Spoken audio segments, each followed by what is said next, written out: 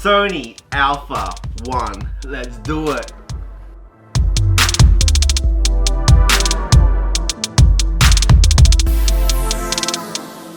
Hey, what's up guys? Sony just announced the Sony Alpha 1. It looks amazing on paper, but at $6,500, it's competing with the big guys. It's competing with the Canon 1DX Mark III, which is their top of the line. It's competing with the big boys, right? So let's dive in and take a look and see if it's worth the price tag. In my opinion, I think it's worth every penny. There's a few drawbacks which I'm going to talk about, but all in all, it looks really good. So let's dive in and take a look. So to start off with, the Sony Alpha 1, it's a mirrorless camera. It's coming in at $6,498, which is $6,500 really, and it's open for pre-order. And it's gonna start shipping on March 4th, right? So if you order now, you're not gonna get to March 4th. Just keep that in mind. So quickly looking at the key features, right? A 50.1 full frame stack XMOR RS CMOS sensor with integral memory. So 8x more powerful next generation Bion XR image processing engine. It's got 50 megapixels RAW plus JPEG up to 30 frames per second. I'm going to touch base on this in a bit. With 120 AF/EF calculations per a second. Whoo, that's fast. That is fast, guys. 30 frames per second. That's like you taking a photo, but you're actually doing a video. Like you can use those photos in a video. That is mental. You used to take photos from video, right? When 4K came out, people used to shoot 4K videos and then take photos from that. Now you can take photos and turn that into a video. Think about that for a second. Blackout free shooting up to 30 frames per second from fast sensor readout speed. So that's obviously talking about the EVF. There's going to be like when you're taking photos, generally in the past with some of the cheaper cameras, there's a little bit of a blackout from when you take the photo to like what you're actually seeing live. That's from like the action that's happening. So what it's saying is there's blackout free shooting, which is super important when you're doing sports and wildlife photography. When you're tracking a subject, having that blackout can ruin your shot because 1 minute they're in frame and next minute they're gone. And for sports and wildlife photographers, you kind of need to like be able to track that action. And with blackout free, that's kind of taking it to the next level. World's first 240 FPS refresh rate. Here's the thing, I don't think you're gonna be able to notice the difference between 240 to like, you know, something like 60 to 90, 120 frames per second. So even though that's really impressive, I feel like that's a stat to have on paper. World's first anti-flicker mechanical and electronic shutter. That's a really big deal. Like depending where you're shooting, if you're shooting indoors, having that flickering light can absolutely ruin your shot. There has been some anti-flickering stuff in different cameras in the past. I know a lot of the Canons have it. So I don't know what so having it on mechanical and electronic shutter, I don't know if that's a world first, but it says it is, so I'm guessing it is. But it's definitely something that is super handy, something that I use on the Canons. So it'll be interesting to see how this does with the flickering lights, because it's always a pain in the butt when you notice it in your pictures. Sometimes it's really subtle, sometimes it stands out a lot. Dual drive mechanical shutter up to 1/400th of a second flash sync. Anti-distortion electronic shutter with flash sync up to 1/200th of a second. Sensor size, full frame camera format, 50 megapixels. It does video 8K to 30, so it's kind of on par with the Canon R5. It's got in-body stabilization, 5-axis digital. Wait, 5-axis digital? Configuration body only. Wi-Fi, it's got yes, edition standard. I don't even know what that means. Is there going to be like a edition like exclusive, elite? Who knows? And all the usual stuff. Here's one thing that bugs me, right? Whenever you buy a camera, it comes with a 1-year warranty. You gotta pay for the extended warranty. But when I'm paying for a $6,500 camera, I feel like it should come with at least a 3-year warranty. I mean, usually these cameras are built for outdoor use. Usually these cameras are built for, you know, the hikers, the campers, the sport photographers, people that are going to be out in the rain shooting sports, people that are going to be out hiking in the harshest conditions. So I feel like these cameras need to come with a longer warranty. It bugs the crap out of me that it only comes with a 1-year warranty. Come on, camera makers, when you're putting out a $6,500 camera, give us at least a 3-year warranty. I mean, I believe that a camera at this price should last at least that long, if not longer. Ooh, here's a video. Let's take a look at this video, guys. Alpha.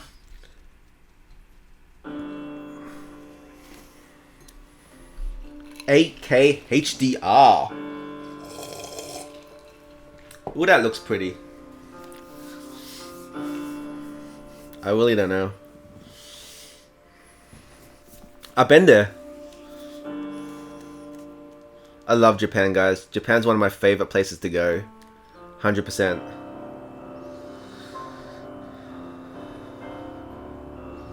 Oh, 8K looks amazing. Like, even when you're not watching it on 8K still looks amazing. The detail, the colors, everything's just pops. I would love to do more in 8K. I just don't have the capabilities right now to do 8K.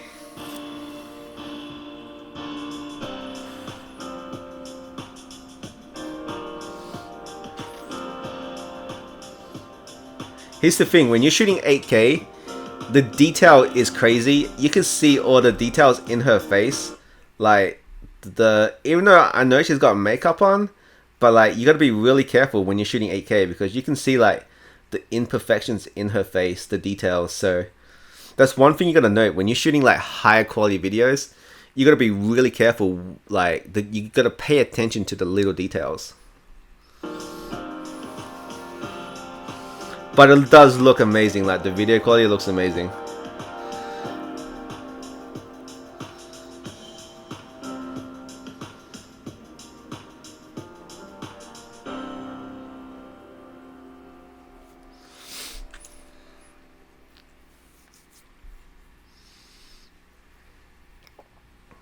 Beautiful, beautiful place. Sony! Sony! Whoo, Sony! Right. So, just talking about the 50 megapixels, 8K 30, 10-bit, 420, 4K 120p. Right. Really good. S Syntone colors. It's kind of Sony's Syn-like colors. Really good. Here's the thing.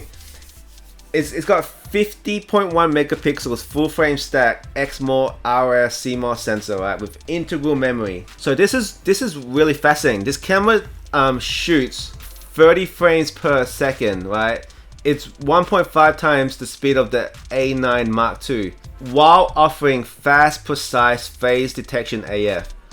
So this camera is going to be a beast for wildlife and sport photographers. My only issue is you're going to end up with so many images that it's going to be such a pain to edit and to select images from. When I see 30 frames a second, that's, to me, it's like if you're shooting action, right, where someone's performing some kind of move and you have to get that shot, 30 frames is going to be like, you're going to get that shot 30 frames. Unless you're out of focus, unless your exposure is completely off, at 30 frames, you're going to capture that exact moment. There's no doubt in my mind, right? But the thing is, afterwards, you're going to have to sort through 30 images, 60 images if you do 2 seconds. If you shoot for 2 seconds, you're going to have to sort through 60 images. If you shoot for 3 seconds, you're going to have to sort through 90 images. Think about that. And if you're a sports photographer and you're like just spamming, you're going to be gone. You're going to be sitting there for days on end finding that photo. So I don't really see myself shooting at 30 frames per second all the time. It's going to be really precise select moments that I'm going to be doing 30 frames per second, right? But I know exactly, if I was to get this camera, I know exactly when I would do it. And that's when I'm asking like certain athletes or certain people to do like a particular move, and I want to capture it at its peak, like at the very peak, right? The other major thing in here, it's got integral memory. And what I'm understanding from this is it temporarily stores in its chip integrated memory for high-speed processing that can be processed without delay. So I'm guessing in the chip, there's some internal memory that allows it to store and process images while it's kind of dumping onto the card. So you can kind of boost up that frame rate. It allows you to shoot a bit longer as well. So that's what I'm guessing from the integral memory. A large buffer memory, increased overall system speed, allows approximately 165 JPEG images. So in its buffer alone, once you reach your write speed limit, it can store 165 JPEG images or 155 compressed images. Why doesn't it tell me full high quality images?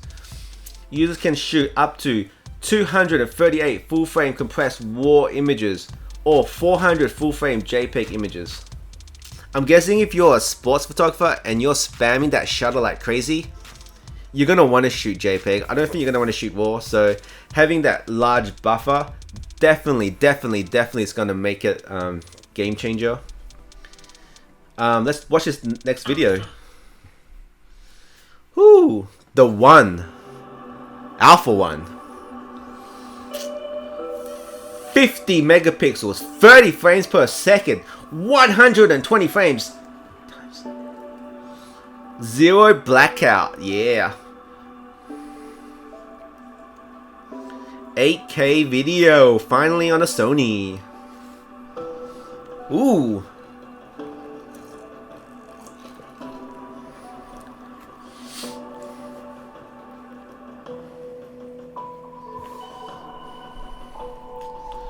"50 megapixels on resolution and speed.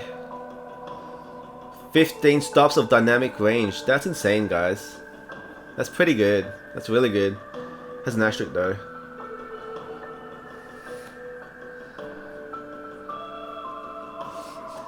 Yeah, this is where that 30 frames per second comes in handy. You get to really pick like where you want that exact frame, you know what I mean? Especially for an action. And that zero blackout is going to help so much in sports and action, wildlife stuff.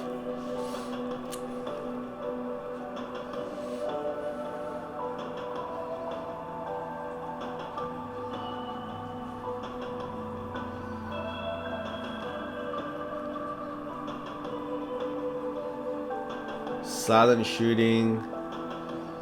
Ooh. Anti-distortion shutter.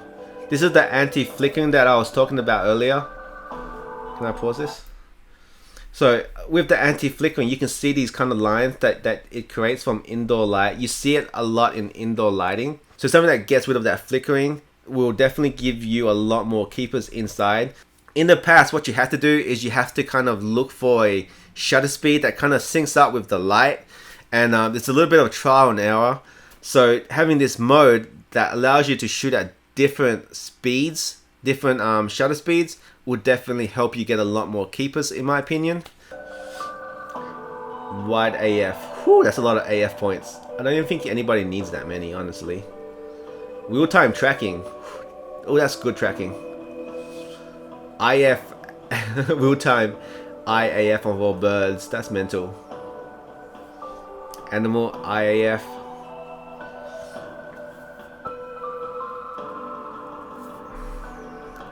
Here's the thing, I've seen IAF work really well when you're doing close-up stuff, and you can see in this video, like the detail is so insane for video that you can see all the pores and stuff on this girl's face, even like every hair strain.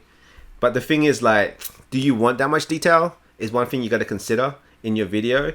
I mean, you can always apply a filter and blurs in post, but you're gonna get that in your video, right? Which, especially when you have so much, you know, especially when you're shooting 8K. The detail is insane. But having IAF, let's watch a little bit more, see how IAF works. But it generally works on all cameras that I've tested when it's up close. The issue I come up with IAF is when the person's further away, it does still track that eye. Ooh, a little bit further away, so it's tracking that eye pretty good. It looks like. Next generation 8K 30 recording. Yeah, 8K recording is insane. crazy amount of data. Be prepared for that.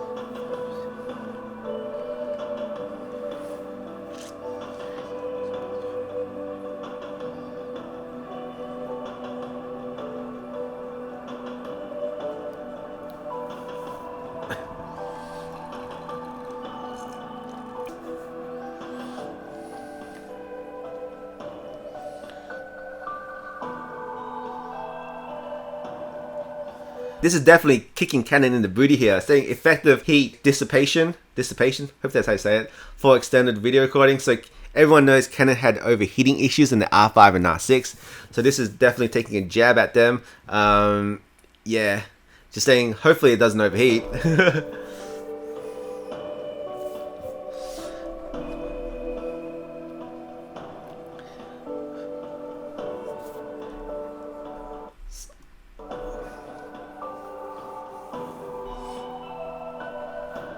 A-type, it's got full HDMI, it's got USB-C, 10 gigabytes per second, amazing.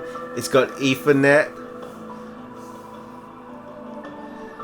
ultra fast Wi-Fi, versatile FTP connection, high-speed USB tethering with 5G smartphones, woo. Dual CF Express Type A. Kind of expected that on a high-end camera like this.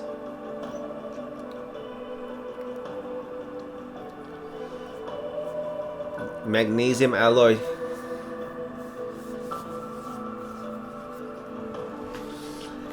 With an optional with a Z grip.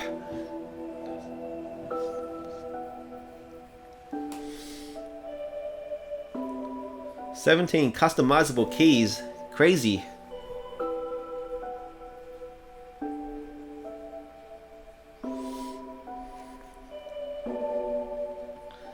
A1. So this camera, this definitely looks the part, man. Looks like a professional camera. Like, it would be really interesting to actually shoot with this guy. I wish it was a large body and you didn't have to buy that optional grip. I wish it was just a bigger body in general with, you know, a bigger battery. The big thing here is that that blackout free. I mean, this is going to be a monster for sport photographers, for action photographers. I feel like this is going to be a monster of an indoor action camera, especially with the AF, the anti-distortion, the anti-flickering. There's so much good stuff in here. The next big thing I want to talk about is pixel shift multi-shooting, right? So let's say you want to take a photo of something in super high detail. So if you're just taking a standard photo, it's gonna, with this camera, it's gonna be a 50 megapixel camera. But this has sensor shift technology, which shifts the sensor a little bit when you're taking that photo. So you want to use a tripod at 100%, but you can take up to a 199 megapixel image.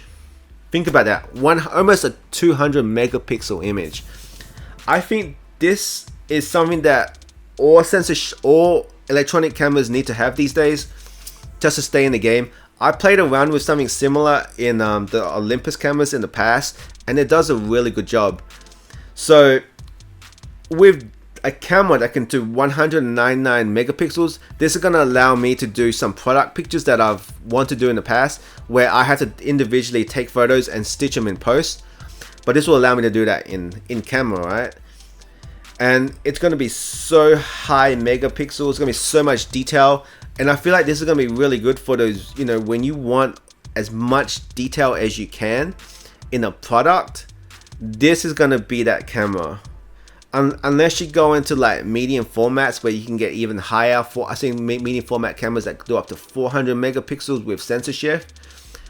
At 200 megapixels, that's a lot of megapixels. So you're not going to want to do this all the time, but when you can, it's going to look, the images are going to look amazing if all the conditions are correct. This image will look amazing. This is a game changer. I haven't seen it done on a Canon camera. I hope the next Canon camera that comes out has this. Canon has in-body stabilization now, so they can do sensor shift stuff. So hopefully Canon puts this into his next generation of cameras. Looked at that before. Active mode, image stabilization. Hey, let's take a look at this. Hopefully this goes in a little bit more in depth with the image stabilization and not showing the same thing or showing the same footage as the previous videos. So when you're looking at videos like this, definitely take a look at the corners and see if it's something that kind of, you know, if it still looks good, right? So this is talking about image stabilization, but you can tell in the colors it looks way different. So they're doing a little bit more than just stabilization, right? So without it, it looks kind of dull, but you know, look, the colors more vibrant, and so they've definitely punched this up a little bit in post, in my opinion, the active look. But take a look at the corners. When you're still doing video, you're definitely gonna want to still use a gimbal, in my opinion. This is like an absolute last case scenario, right? To handhold someone walking along with them. You never really want to do that when you're shooting video. I feel like you're gonna want to use a tripod or a gimbal at the very least. But take a look. See how it's still kind of wobbly in the corners here? It doesn't look natural, you know what I mean? It's like it moves a little bit and then it jags. But for something in body, it looks pretty good. It's not terrible. I've seen better. Sony. That's it.